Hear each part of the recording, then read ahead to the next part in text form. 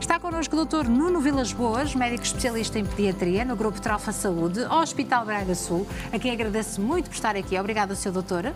Muito obrigado pelo convite. Uma excelente tarde antes de mais e obrigada também pela sugestão deste tema, porque quem tem filhos pequenos, crianças pequenas, filhos, netos lá em casa, já sabe bem daquilo que vamos falar, não é? Estas infecções respiratórias que já nos estão a dar aqui que fazer e que, de facto, Sr. Doutor, são a principal causa de doença, não é? Motivo que levam agora, neste momento, as crianças ao serviço de urgência ao seu médico assistente. Portanto, estamos aqui a falar de um motivo já de consulta nestas últimas semanas, não é? Exatamente. Pronto, estamos a entrar aqui na época do outono e, sobretudo, no inverno, em que as infecções respiratórias são realmente a principal causa de motivo à vinda à urgência, de serem motivo de ser vista pelo seu médico assistente, pelo pediatra. Pronto, sabemos que estas infecções respiratórias são sazonais, pronto, daí surgirem muito na altura do inverno, e que as crianças são realmente a população afetada, sobretudo as crianças mais pequeninhas, as crianças que entraram recentemente também no jardim de infância, nas creches, que sabemos que são ambientes muito propícios à propagação destes vírus, destas bactérias que causam estas infecções respiratórias e que tem surgindo agora ao pico nesta altura do inverno, sobretudo agora no mês de dezembro e janeiro, que realmente vemos uma prevalência muito grande. Essas infecções respiratórias, existem vários tipos, podem ser causadas por diferentes organismos, nomeadamente vírus, que são a principal causa, mas também por bactérias e outros agentes mais raros. E o que são infecções respiratórias? Porque, de facto, nós vamos, por exemplo, ao médico pediatra que nos diz: o seu filho está com uma infecção respiratória. Muito bem, Sr. Doutor, o que é uma infecção respiratória? Uma infecção respiratória é um conjunto, são várias doenças que têm diferentes sintomas, nomeadamente podem apresentar com tosse, com febre, com rinorreia, ou seja, aquele pingo do nariz, sim, uma obstrução nasal, dificuldade a respirar em certas situações, e podemos dividir estas infecções respiratórias em dois grupos, nomeadamente as infecções respiratórias das vias superiores, nomeadamente do nariz, da garganta, dos ouvidos, e das vias inferiores, ou seja, infecções respiratórias que afetam nomeadamente os pulmões e os brônquios. Existem várias infecções respiratórias, nomeadamente as das vias aéreas superiores. As mais comuns são realmente as amigdalites, as otites, as sinusites e as laringites também.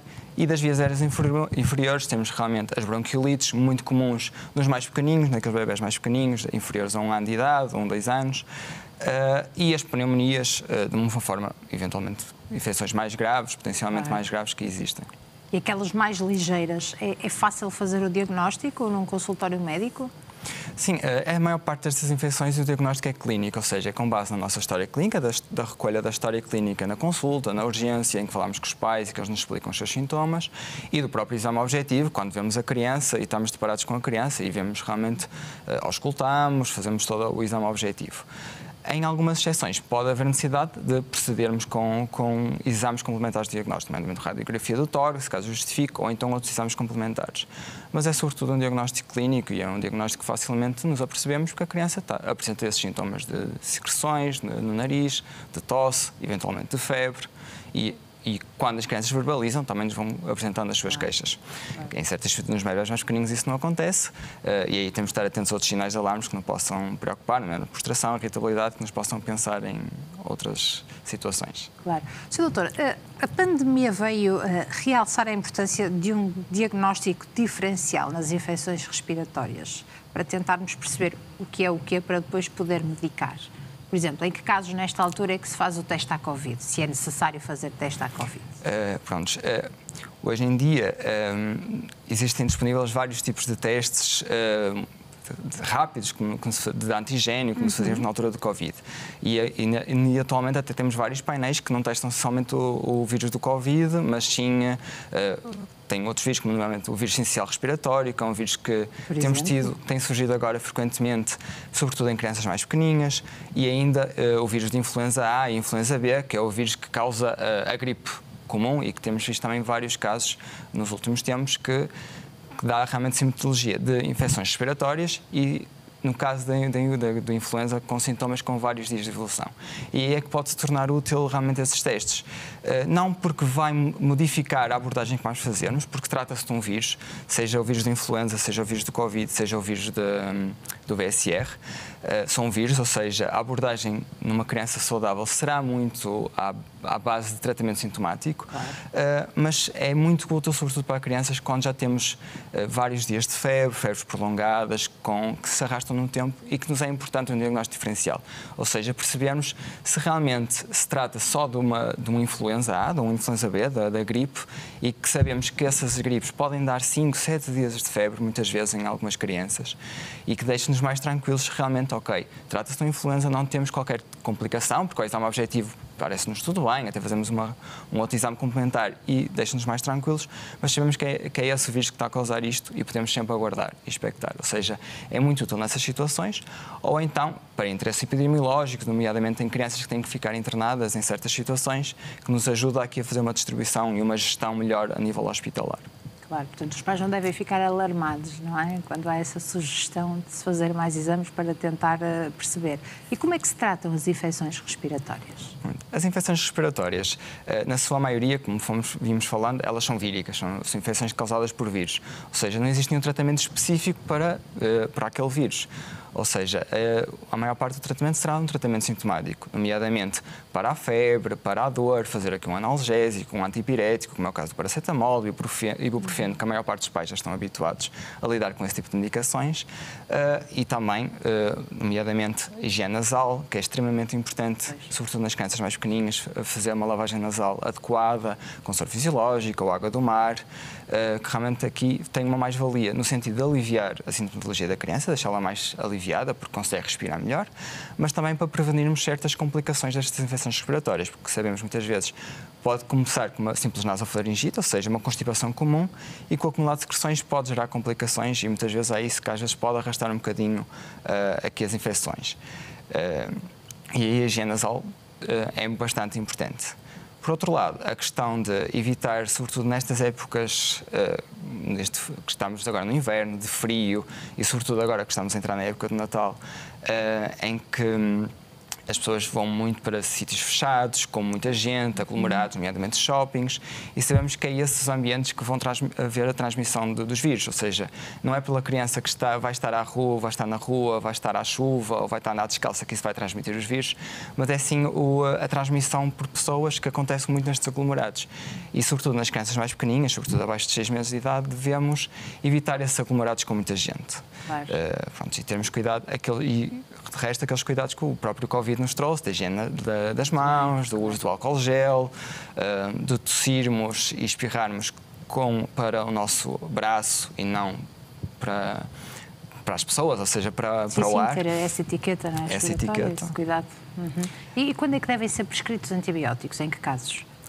Os antibióticos não devem ser prescritos, ou seja, em todas as infecções respiratórias, porque elas são víricas, ou seja, os antibióticos devem ser prescritos realmente com indicação médica, como tem que ser, mas com algum senso de que é preciso fazer antibiótico, nomeadamente na maior parte das otites, por exemplo, os antibióticos estão indicados, sobretudo em crianças mais pequenas, e nomeadamente para muitas amigdalites, ou seja, as pessoas têm, na questão das amigdalites, as pessoas têm muita a ideia de que as amigdalites só passam com antibiótico, o que não é verdade.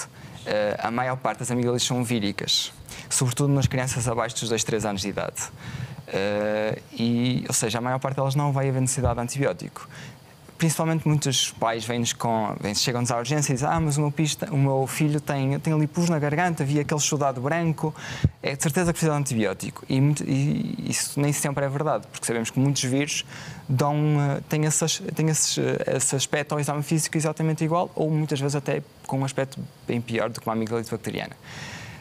E aí existem exames que nos auxiliam mesmo no serviço de urgência, incluindo um teste rápido que existe hoje em dia, que a maior parte dos serviços de urgência e os hospitais têm, que também é um cotonete, também, como o teste do Covid, só que é um teste que nos vai auxiliar na identificação se na garganta daquela criança terá uma infecção bacteriana, que precisamos realmente dar antibiótico, ou se temos uma infecção vírica, e aí temos que fazer uma atitude mais expectante, esperar realmente alguns dias, fazer um anti-inflamatório, a ver se consegue resolver e se ao final dos 3 dias já há aqui alguma melhoria. E muitas vezes em certas situações, em pneumonias, incluindo, ou seja, é preciso sempre uma abordagem médica no sentido de percebermos se é preciso antibiótico ou não, porque incluindo as pneumonias, existem pneumonias víricas, pneumonias que não há necessidade de dar antibiótico e outro tipo de pneumonias atípicas, que as pessoas não estão tão habituadas a ouvir falar, que requerem um outro tipo de cuidado diferente. E aqui é preciso, lá está, haver esta confiança no médico que está a abordar a criança, que está a avaliar a criança, de quando dizemos que não vai haver necessidade de antibiótico, à partida, naquele momento. Claro que as infecções evoluem e o que é hoje, daqui a 2 ou 3 dias, pode ser diferente e podemos ter que tomar uma atitude diferente, mas naquele momento provavelmente não há de precisar. E é preciso, por parte dos próprios pais e dos cuidadores, haver uma confiança quando o médico diz que ok, não precisamos de antibiótico, vamos vigiar, vamos ver como é que isto vai evoluir e vamos esperar 2 ou 3 dias a ver como é que isto vai, como é que vai mudar, para não estarmos a dar antibiótico de antemão só para deixarmos os pais mais tranquilos porque levam um antibiótico para casa. E isso muitas vezes, pronto, mesmo que haja essa atitude, não é de todo o que se deve fazer e devemos sempre tomar essa atitude de vamos ver, vamos vigiando, não há necessidade disto, porque sabemos que no futuro e cada vez mais, em termos de adultos, não tanto em idade pediátrica, mas para os adultos vemos muitas resistências aos antibióticos e cada vez mais hoje em dia, e é preciso realmente haver aqui uma ótima gestão de quando devemos dar antibióticos e dar antibióticos só havendo indicação de muito obrigada por partilhar isso connosco e por ter essa abertura, porque é verdade, não é? Preferimos sempre os antibióticos por acharmos que vão atuar mais rapidamente e que os nossos filhos vão ficar melhores, mas não é isso que vai resolver e, portanto, é muito importante haver essa confiança também nos médicos. Agora, Sr. Doutor, quando devemos ir ao pediatra ou quando devemos ir ao serviço de urgência? Porque, claro, qualquer pai, qualquer avó fica aflito quando vê o seu filho doente, não é? Claro, exatamente. E é preciso estarmos atentos sempre aos sinais de alarme que nos devem levar ao serviço de urgência. Não é por acharmos que uma constipação simples é vírica que vai sempre passar, mas temos que estar sempre atentos aos sinais de alarme. Nomeadamente, para nós, importa-nos muito o estado geral da criança. Ou seja, se é uma criança que está bem disposta, sorridente, que se vê brincando, sobretudo quando está sem febre. Ou seja, uma criança quando está com febre não vai estar bem, vai estar prostrada, vai estar irritada. Basta vermos para nós adultos quando estamos com febre. Quando estamos com febre, queremos estar no nosso cantinho sem ninguém nos a chatear. E as crianças é um bocadinho isto. Por isso é importante vermos quando elas ficam sem febre. Isso é muito importante para nós, percebemos. Ela sem febre já brincou, já foi brincar, já sorriu, já esteve no seu estado mais habitual. Isso deixa-nos mais tranquilos. Se isso não acontece, é um sinal de alarme. Ou seja, se uma criança sem febre, se a medicação até fez efeito, mas ela, mesmo sem febre, está muito prostrada, muito irritada, é um sinal de alarme que nos preocupa. E que é importante, se calhar, irmos vigiando e estarmos atentos a isso. E, eventualmente, ir ser observado nesse sentido. Ou então, em situações em que temos febres com mais de 3 dias de evolução, ou seja, ao final dos 3 dias de febre, aí sim justifica haver uma avaliação para percebermos se realmente está tudo bem e se é para mantermos a mesma abordagem ou se há aqui algum cuidado que temos de ter em especial ou alguma abordagem diferente. Em crianças mais pequenas, nomeadamente crianças abaixo dos 3 meses com febre, é uma criança que deve ser sempre observada no serviço de urgência, independentemente de ser febre alta, ser febre baixa, tanto com febre deve ser observada, porque é uma criança que tem um risco acrescido de ter infecções mais graves, nomeadamente porque ainda não tem a vacinação toda completa, como temos, e sabemos que são crianças mais suscetíveis em apanhar infecções mais graves. E também crianças em que surge um exantema na pele, ou seja, manchinhas na pele nas primeiras 24 horas de febre, também são crianças que devem ser observadas, porque sabemos que essas manchas na pele pode ser apenas uma infecção vírica, mas que deve haver uma observação médica nesse sentido para tranquilizar aos pais e aos próprios médicos também, que é importante haver essa abordagem. Ou então, no caso das infecções respiratórias, quando temos crianças com sinais de dificuldade respiratória. Quando temos crianças que que fazem as famosas covinhas no peito, que muitas vezes os pais ouvem falar e que nós muitas vezes falamos aos pais, em que se nota aqui na respiração um aumento da percepção das costelas da criança, do bebê pequenino, e a própria respiração mais abdominal, uma respiração mais da barriga e não tanto do peito. Uma respiração muito mais rápida, mais ofegante por parte da criança, já fora do habitual dela, porque sabemos que as crianças respiram mais rápidos do que os adultos, mas têm uma respiração, mas mesmo assim notamos que é uma respiração muito mais rápida do que habitual, mais ofegante, ou em situações mais graves, uma fadiga já respiratória, ou seja, uma criança que já está cansada a respirar e que notamos que a respiração já não está a ser eficaz. Claro. E aí, nas situações prolongadas, claro, sabemos muitas vezes que estas infecções respiratórias podem dar tosse com vários dias de evolução, não é? Mas uma tosse prolongada que não vemos qualquer melhoria, ou seja, mais de 15 dias de tosse, deve ser observada realmente para percebermos se está tudo bem ou se temos que ter outro tipo de abordagem. E se a criança andar no infantário, é indicado que fique em casa, Sr. Doutor, mais resguardado e também, se for uma questão vírica, para não partilhar o vírus com os coleguinhas, não é? Pronto. Essa questão os pais colocam-nos realmente bastante, porque a questão da ida para o infantário, quando as crianças estão doentes, quando não estão. Nós em Portugal temos poucas doenças de evicção obrigatória, evicção escolar obrigatórias, ou seja, essas doenças de evicção escolar obrigatórias são muito poucas, por lei. Na prática, no nosso dia-a-dia, claro que uma criança mais resguardada que não vai ao infantário é uma criança que provavelmente vai conseguir recuperar melhor e se os pais, tendo essa possibilidade, pode ser uma mais-valia de manter a criança em casa. Sobretudo, uma criança com febre, deve ficar pronto ter uma outra observação, um outro cuidado.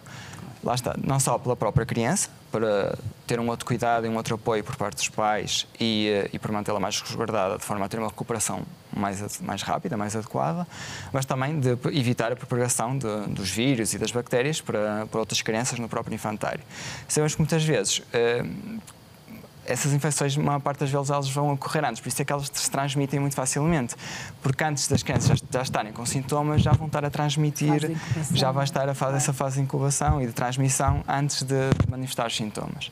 E então a sua transmissão vai ser sempre complicada de controlar, mas é sempre, se houver essa possibilidade por parte dos pais, é sempre uma ajuda e uma mais-valia. Sem dúvida. Muito obrigada, Sr. Doutor, por ter estado aqui connosco no consultório, a partilhar então toda esta informação muito importante para todos nós e dicas também para mantermos a partir